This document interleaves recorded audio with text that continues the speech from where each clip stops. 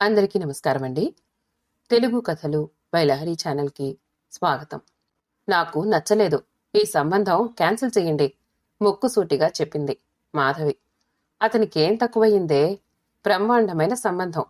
మనం తల తాకట్టు పెట్టి 1000 ఏళ్లు తపస్సు చేసినా అంత గొప్ప సంబంధం తెచ్చుకోలేం. ఏ పూర్వజన్మ సుకృతం వల్లనో వాళ్లే వెతుక్కుంటూ మన ఇంటికొచ్చారు. లవలవ వాపోయాడు ఆమె తండ్రి నరహరి. మాధవి, రోజు రోజుకి నీకు మొండితనం ఎక్కువైపోతోంది. ఏదో ఆడపిల్లవి అని నీ మాటకు ఎదురు చెప్పకుండా అల్లారు ముద్దుగా పెంచితే ఈరోజు మాకు తలవంపులు తెస్తున్నావు నిష్ఠూరంగా అంది లక్ష్మీదేవమ్మ. థ్యాంక్స్, కానీ నచ్చని సంబంధం ఎలా చేసుకోను? ఎందుకు చేసుకోకూడదు? మీ నాయన నాకు నచ్చాడని చేసుకున్నానా? ఎవడో ఒక గొట్టంగాడైతే చాలే అని నాన్న చెప్తే ఇవన్నీ చేసుకోలేదా? నాకు దేవానంద్ లాంటి వాణ్ణి చేసుకోవాలని ఉండేది, కానీ మనం నర్గీస్ లాగా లేం కదా చెప్పింది తల్లి. నిజమే, నువ్వు అందంగా ఉండవు అని నన్ను ఎందుకు కలుపుకుంటావు? నీ కాలం వేరు, నా కాలం వేరు. మన పర్సనాలిటీ వేరు, నీది వేరు. నీ అందం వేరు, నా అందం వేరు గర్వంగా చెప్పింది మాధవి. అందం అందం ఏ కొరుక్కు తింటారా? అందం శాశ్వతమా? తండ్రి మండిపడ్డాడు. మరి డబ్బు శాశ్వతమా? మాధవి అడిగింది. ఉన్నంతలో అదే శాశ్వతం. ఇంకా పిల్లల్ని కూడబెడుతుంది తండ్రి చెప్పాడు. డబ్బుంటే సుబ్బమ్మనే సుబ్బలక్ష్మి గారు అని గౌరవిస్తారు తల్లి చెప్పింది. కాదనటం లేదు, అందుకని అయోగ్యుల్ని చేసుకోవాల్సిన కర్మ నాకు పట్టలేదు. నేను ఎస్ అన్నానంటే ఎంతో మంది కాళ్ల మీద పడతారు. ఈ లోకంలో అందం కొన్న విలువ ఇంక దేనికి లేదు మాధవి గట్టిగా చెప్పింది.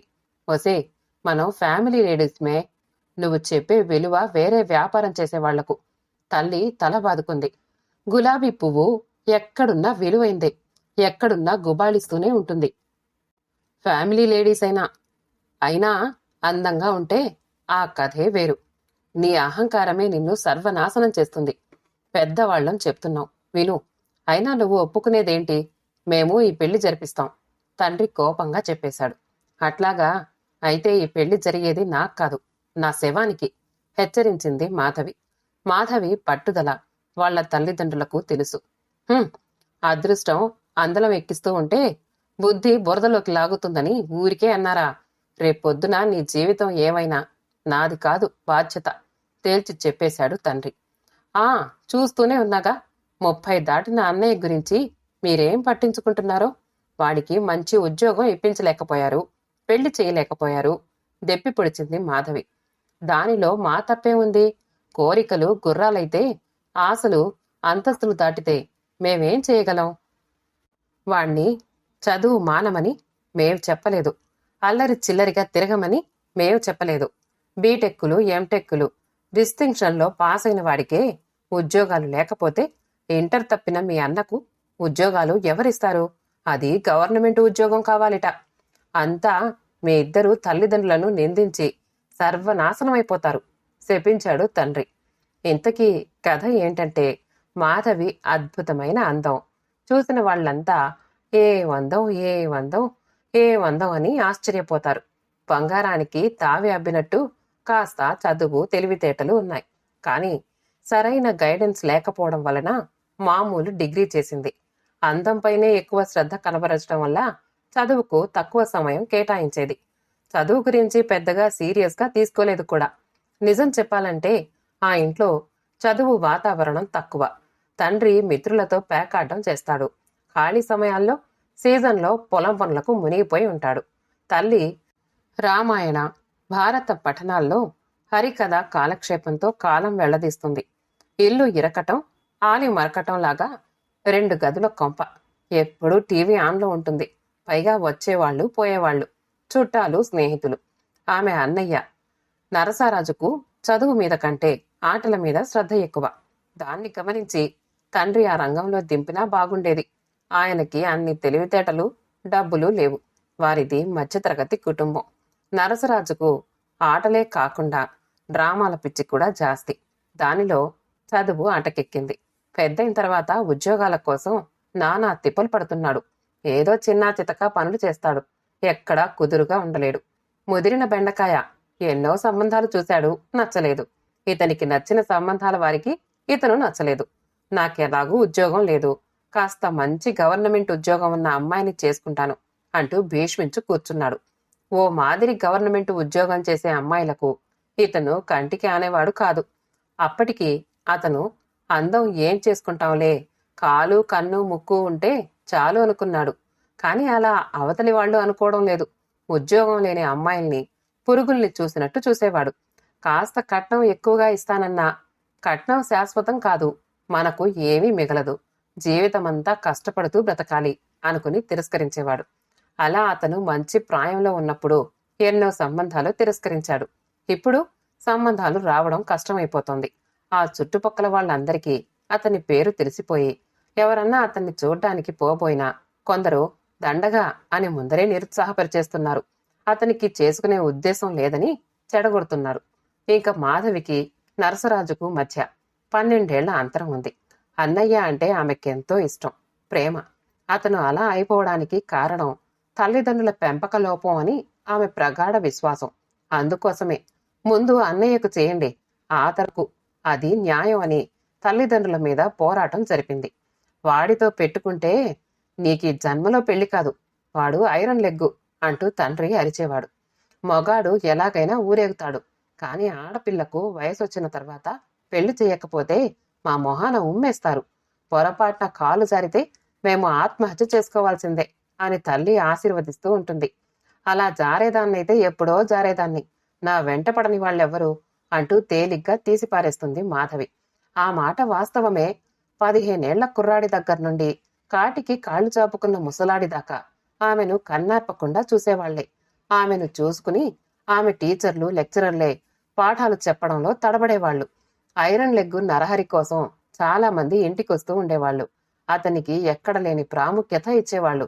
అదంతా తనను చూడ్డానికే అని తొందరలోనే గ్రహించింది.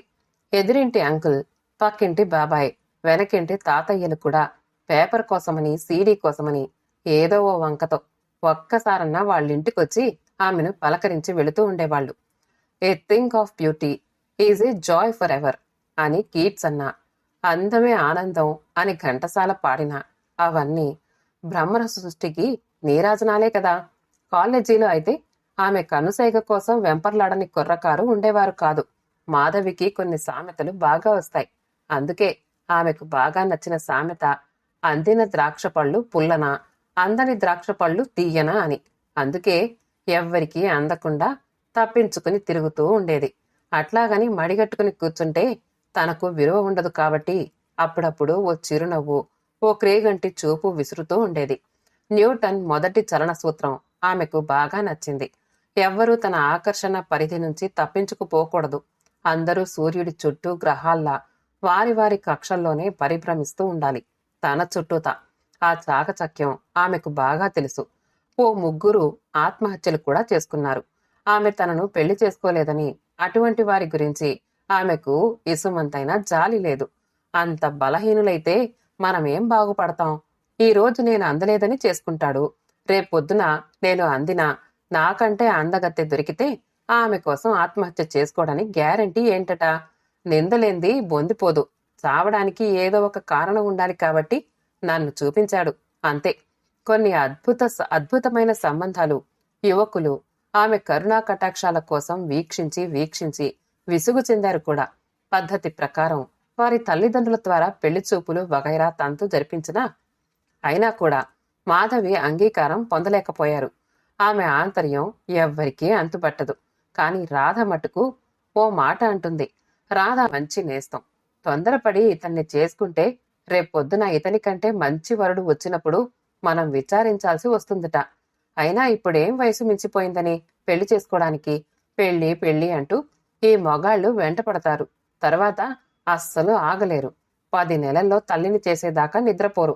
ఆ తర్వాత వారికి పెళ్ళాం మీద మోజు తగ్గిపోతుంది. ఆడాళ్లకు కాన్పైతే అందం తగ్గిపోతుంది. ఇంకా పిల్ల పీచు వంట అంటూ ఒకటే న్యూసెన్స్. ఇక జీవితంలో సాధించేదానికి ఏమీ మిగలదు అంటూ మాధవి ఎక్కడో ఉపన్యాసం ఇవ్వగా విన్నది రాధ. రాధ ఇప్పుడు 2 పిల్లల తల్లి కూడా. మాధవి తనను తిరస్కరించిందని తెలుసుకుని కిషోర్ బాబు లబలబలాడుతూ పరిగెత్తుకుంటూ వచ్చాడు నరహరి దగ్గరకు. అంకుల్, ఇదేం న్యాయం? నేనేమన్నా కట్నం అడిగానా? కండిషన్లు పెట్టానా? అసలు మా అంతస్తెక్కడా? మీ అంతస్తెక్కడా? నాకు 50 లక్షలు కట్నం ఇవ్వడానికి అమ్మాయిలు క్యూలో నిల్చున్నారు. అటువంటిది వారినందరినీ కాదని ఏమీ ఆశించకుండా మీ సంబంధం కోసం వచ్చానని చులకనైపోయానా? బాధగా అడిగాడు. బాబూ, మా అందరికీ ఇష్టమే, దానికే లేదు, లక్ష్మీదేవమ్మ బాధపడుతూ చెప్పింది. అదే ఎందుకని అడుగుతున్నా. డబ్బుంటే చాలు అందరూ ఎగబడతారని అతని నమ్మకం. పుర్రెకో బుద్ధి, జిహ్వాకో రుచి, చెప్పాడు నరహరి. నాకేం తక్కువ? నా అంతస్తు, నా ఆస్తి, నా వ్యాపారం కొండ మీద కోతినైనా కిందకు తెప్పిస్తాయి, వాపోయాడు కిషోర్. ఇంకే, ఆ కొండ మీద కోతినే చేసుకోండి, నా కోసం ఎందుకు దేవరించడం? లోపల నుంచి బయటికొస్తూ చెప్పింది మాధవి. తలంటి పోసుకుని జుట్టు వెనక్కకి వదిలేసి పట్టుచీరలో శ్రీ మహాలక్ష్మిలాగా ఉన్న ఆమెను చూడగానే చేష్టలుడిగిపోయాడు. ఏమీ ఆశించకుండా చేసుకుంటాను. నిజమేనా? అడిగింది చిరునవ్వుతో. నాకు పైసా అక్కర్లేదు, గుటకలు మింగాడు కిషోర్. కిషోర్ గారు, ఆశించడం అనేది ఒక్క ధనం మాత్రమే కాదు, మనకు లేని దాన్ని ఇతరుల నుంచి ఆశిస్తాం, చెప్పింది తాపిగా మాధవి. అయ్యో, నాకు లేనిది ఏముంది కనుక? అర్థం కాలేదు. నాకు అన్నీ ఉన్నాయి, చెప్పాడు ఆలోచిస్తూ. ఒక్క అందం తప్ప, మాధవి నిర్మోహమాటంగా చెప్పింది. యు మీన్ నాకు అందం లేదా? తడబడిపోయాడు తన సూటు వంక చూసుకుంటూ. అలంకరణ సహజ శోభను పెంచుతుందే కాని నిజమైన అందం ఇవ్వలేదు. నేను అందగత్తెను అనే కదా మీరు 50 లక్షల కట్నం కూడా వద్దు అనుకుంది. అదే నాకు కొంచెం అందం తగ్గినా మీరు అంత త్యాగం చేయగలరా కిషోర్ బాబు గారు? వ్యంగ్యంగా అడిగింది మాధవి. అట్లా అని కాదు, నువ్వు నాకు బాగా నచ్చావు, చెప్పాడు తల ఉంచుకుని. ఆ నచ్చడానికి కారణాలు ఆలోచించండి, మాధవి చెప్పింది అతనికి మంచినీళ్లు అందిస్తూ. అయినా మా అన్నయ్యకు పెళ్ళయ్యేదాకా నేను చేసుకోదలుచుకోలేదు. పెద్దవాడు వాడుండగా నాకు పెళ్ళేంటి? మా వాళ్లకు బుద్ధి లేదు. సరే, మీ అన్నయ్యకు పెళ్ళయ్యేదాకా నన్ను వెయిట్ చేయమంటారా?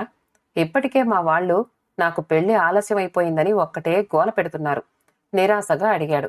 అది మీ ఇష్టం, ఖచ్చితంగా చెప్పలేను. ఆ రోజు పరిస్థితులను బట్టి నిర్ణయించుకుందాం. Choice is open. మీకు నాకంటే మంచి అందగతే దొరకొచ్చు, లేదా నాకు మీకంటే మంచి ఐశ్వర్యవంతుడు దొరకచ్చు, కుండ బద్దలు కొట్టినట్టు చెప్పింది. కిషోర్ బాబు ఆ మాటలకు షాక్ తిని తన కోసం క్యూలో ఉన్న మొదటి అమ్మాయిని చేసుకున్నాడు. ఇలా వచ్చినవన్నీ పోతూ ఉండగా ప్రపంచ వింతలాగా ఆమె అన్నయ్యకు పెళ్లి కుదిరింది తిరుపతిలో. సంతోషంగా పెళ్లి చేసుకుని తిరిగొస్తూ ఉండగా బస్సు బోల్తా కొట్టింది. ఎవ్వరికీ ఏమీ కాలేదు, కాని మాధవికి మొహం మీద దెబ్బలు తగిలాయి. అవి మానడానికి 2 నెలలు పట్టింది, కాని మచ్చలుండిపోయాయి వికారంగా. ఆ తర్వాత ఏవో అనారోగ్య కారణాల వల్ల ఎన్నో మందులు వాడింది. అవి ఎలర్జీ అయితే కొంచెం తగ్గింది, కాని మందుల వల్ల రియాక్షన్ వలన బాగా లావైపోయింది. నరహరి ఆమె కోసం సంబంధాలు వెతకసాగాడు. కాని వచ్చిన పెళ్లి కొడుకులు ఆమెను చూసి పారిపోతూ ఉన్నారు. మా ఇంట్లో గుమ్మాలు చాలా చిన్నవండి బాబు, ఇప్పుడు వాటిని వెడల్పు చేయడం మా వల్ల కాదు అని ఒకతను పారిపోతే, నేను బక్కగా ఉంటాను, ఆమె చెయ్యి పొరపాటున నా మీద పడితే పచ్చడైపోతాను అని ఇంకోడు అధైర్యపడ్డాడు. అయినా ఈ వయసులో ఈమెకు పెళ్ళెందుకు అని కొందరు, వికారంగా ఉంది అని కొందరు వ్యాఖ్యానించారు. కాలేజీ రోజుల్లో వెంటబడ్డ వాళ్లు కూడా ఇప్పుడు ఆమె కనిపించిన పని ఉన్నట్టు పారిపోతున్నారు. నరహరి లక్ష్మీదేవమ్మలకు ఆమె గుండెల మీద కుంపటిలా తయారయ్యింది. వదినమ్మ ఆండాళ్లు తరచూ ఆమెకు పనులు చెప్పటం, తన పిల్లల్ని ఆడించమని ఎత్తుకోమని డ్యూటీలు వేస్తోంది. ఇప్పుడు మాధవిని ఎవ్వరి చూపు వెంటాడడం లేదు. గతం మట్టుకు గుర్తొచ్చి తను తప్పు చేశానా అని చింతిస్తూ ఉంటుంది. కథ సమాప్తమండి. కథ నచ్చితే లైక్ చేయండి, షేర్ చేయండి, కామెంట్ చేయండి. మా ఛానల్ని సబ్స్క్రైబ్ చేసుకోండి. ఆల్ అనే బెల్ బటన్ని నొక్కండి. ఈ కథ చదవడంలో ఏమైనా తప్పుంటే క్షమించండి. మళ్ళీ కలుస్తాం ఇంకో మంచి కథతో.